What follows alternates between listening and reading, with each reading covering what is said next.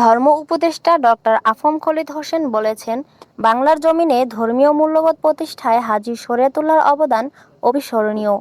ইসলামের ফরজ বিধান প্রতিষ্ঠায় তার এ অবদান কোনোদিনই অস্বীকার করা যাবে না। হাজী শরীয়তুল্লাহকে জানা মানে বাংলাদেশের ইতিহাস ও ঐতিহ্যকে জানা। গতকাল শুক্রবার ২১শে ফেব্রুয়ারি মাদারীপুরের শিবচর উপজেলার বাহাদুরপুর মাদ্রাসায় ৮০তম ওয়াজ মাহফিলের প্রধান অতিথির বক্তৃতায় তিনি এসব কথা বলেন। এদেশে ইসলাম প্রতিষ্ঠায় হাজী শরীয়তুল্লাহর অবদান তুলে ধরে ধর্ম উপদেষ্টা বলেন, বাংলার মানুষ মাথায় টুপি পরিধান করে, নামাজ পড়ে, রমজানের রোজা রাখে, ইসলাম ধর্ম পালন করে। এসবের পিছনে হাজী শরীয়তুল্লাহর বিশেষ অবদান রয়েছে।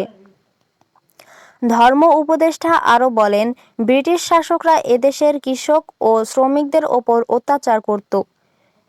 কৃষকের কাছ থেকে কম দামে নীল কিনে নিত, নীল চাষে বাধ্য করত, জোর করে তাদেরকে দিয়ে কাজ করাতো, শ্রমিকদের ন্যায্য মজুরি দিত না, কৃষকদের ওপর জুলুম করত। এর প্রতিবাদ শুরু হয়েছিল মাদারীপুর থেকে। হাজী শরীয়তুল্লাহ এই প্রতিবাদ করেছিলেন। তিনি ব্রিটিশদের শাসন বিরোধিতা করতে প্রতিষ্ঠা করেছিলেন ফরায়েজি আন্দোলন। ডক্টর খালিদ বলেন, আমরা যখন পড়াশোনা করেছি তখন ফরায়েজি আন্দোলন ও হাজী শরীয়তুল্লাহর অবদান সম্পর্কে জানতে পেরেছি। তবে বর্তমান শিক্ষা ব্যবস্থায় তার সম্পর্কে জানার সুযোগ নেই। তিনি শিক্ষা অধিদপ্তরের সাথে পরামর্শক্রমে পাঠ্য বইয়ে হাজী শরীয়তুল্লাহর ইতিহাস অন্তর্ভুক্ত করার বিশেষ আশাবাদ ব্যক্ত করেন। ডক্টর খালিদ আরও বলেন, ফরায়েজি আন্দোলন বাংলাদেশের একটি পুরাতন সংগঠন, তবে এই পুরাতন সংগঠনটি এখনও নিবন্ধন পায়নি। এটা খুবই আশ্চর্যের বিষয়। তিনি এই সংগঠনটির নিবন্ধনের ব্যাপারে নির্বাচন কমিশনের সাথে কথা বলার প্রস্তুতি ব্যক্ত করেন। এ সময় অন্যান্যর মধ্যে বাহাদুর পীর মঞ্জিলের গদিনশীন পীর মাওলানা আব্দুল মোহাম্মদ হাসান, মহাসচিব অধ্যক্ষ মাওলানা আব্দুল কাদের, শিবচর থানার অফিসার ইনচার্জ মোহাম্মদ রতন শেখ সহ ফরায়েজি আন্দোলনের নেতাকর্মী উপস্থিত ছিলেন। আমরা আশা করি আগামী যে দিন আসবে নতুন সিলেবাসে ফরায়েজি আন্দোলন হাজী শরীয়তুল্লাহ পীর মহসিন দুনিয়া সাহেব রহমতুল্লাহের জীবনী, ওনাদের অবদান, কালজয়ী অবদান সিলেবাসভুক্ত হবে ইনশাআল্লাহ।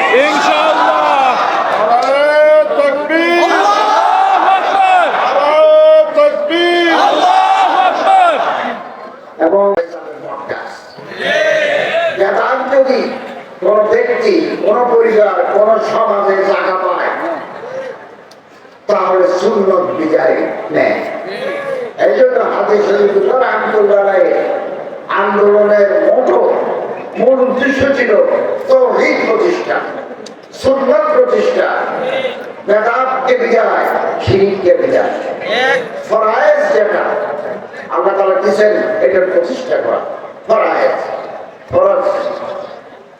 এই শিক্ষা প্রাসঙ্গিকতা এখনো বদলায়। আমি এখানে এসে ওখানে বসে একটা ওসিফা দেখলাম, আপনারা এটা নিয়মিত করবেন। আমরাও এই ওসিফার উপর আমল করি, আপনারাও আমল করবেন। তাহলে আমাদের অন্তর পরিচ্ছন্ন হবে। অন্তর যদি অপরিচ্ছন্ন থাকে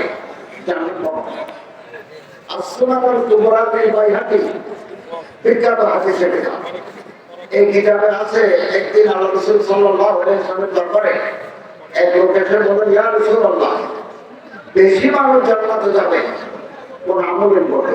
বেশি মানুষ হযরত বলেন, এই আমল বিসালামতে সুদুরিন ও সাখাওয়াতে আনফুসিহিম, যার অন্তর পরিষ্কার, অন্তরে ময়লা নাই, অন্তর বড়, দিল মে গদুরত নেই, মাইন্ড ফুচল নেই, the heart is free from all cancer contamination.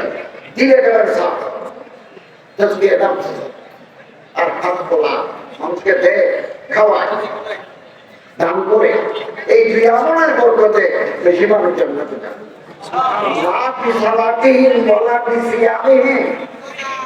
অধিকাংশ মানুষ জান্নাতে যাবে বেশি নামাজ পড়ে নয়, নফল নামাজ পড়ে নয়, বেশি নফল রোজা রেখে নয়। নফল রোজা রেখেও মানুষ জান্নাতে যাবে, নফল নামাজ পড়েও জান্নাতে যাবে। বেশি যাবে কি আমলে?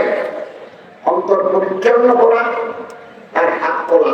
আমাকে খাওয়াই দেয়, এই দুই আমলে বেশি জান্নাতে যাবে, অন্য আমলেও যাবে।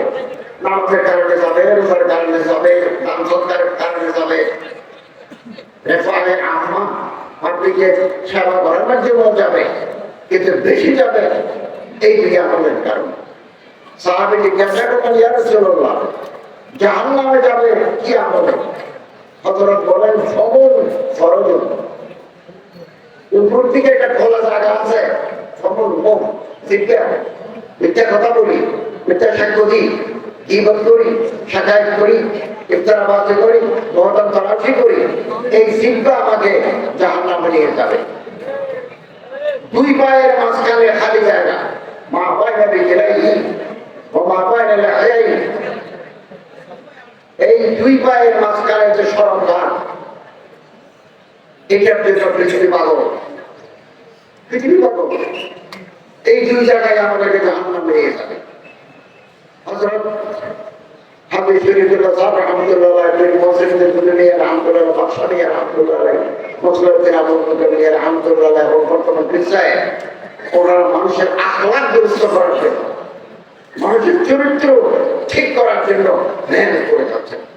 হাজার হাজার ভক্ত, আলহামদুলিল্লাহ। এই যে দিনের বেলা দোয়া করলে আছে, আপনারা এসে হাজির হয়েছেন, লাইব্রেরিতে বসেছেন। এটা ভারতপুর মাদ্রাসার সভাপতি, ফরাইজি আন্দোলন বাংলাদেশের সম্মানিত আমির হযরত মাওলানা হাফেজ আব্দুল্লাহ মোহাম্মদ হাসান সাহেব হাফিজুল্লাহ তাআলা আসসালাম, ওলামায়ে কেরাম, বক্তবৃন্দ, আল্লাহ তাআলার শুকরিয়া আদায় করি যে আজকের এই মোবারক মাহফিলে হাজির হতে পারলাম। আল্লাহ তাআলা তৌফিক দিলেন, আলহামদুলিল্লাহ। আমি এর আগেও বাহাদুরপুরের ফরাইজি আন্দোলনের মাহফিলে আসছি, এখানে হাজির হয়েছে।